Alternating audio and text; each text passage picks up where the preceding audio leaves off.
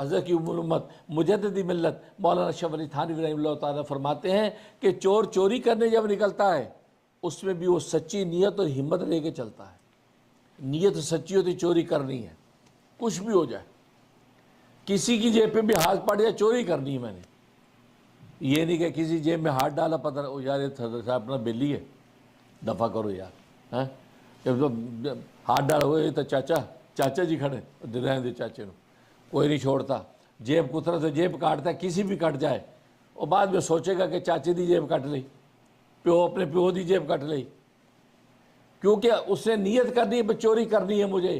اگر وہ یہ ڈفرینشیٹ کرنے لگ جائے گا کہ یار یہ تو اپنا بیلی ہے، یار یہ محلے دار ہے، یار یہ اپنا چاچا ہے، یہ ماما ہے، وہ پھر ویلے ہی واپس آئے گا، تو ظاہر ہے کوئی نہ کوئی رشتہ تو ہے ہی.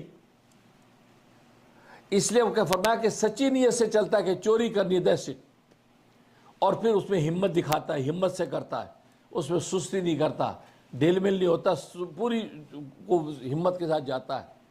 اچھا وہ اپنا چوری کر کے آتا ہے، کیونکہ اللہ تبارک و تعالیٰ نے بنا رکھا ہے کہ سبب ہے تو مسبب ظاہر کرنا میری سنت ہے. اللہ تبارک و تعالیٰ جو اس کی نیت اس کو پورا کر دیتے ہیں.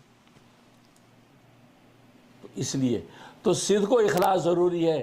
معیشت کا کام ہو تکوینی امور میں یا تشریعی امور میں، عبادت کا کام ہو، صدق و اخلاص کے ساتھ جب کرے گا تو اللہ تبارک و تعالیٰ اس کو عطا کر دیتے ہیں.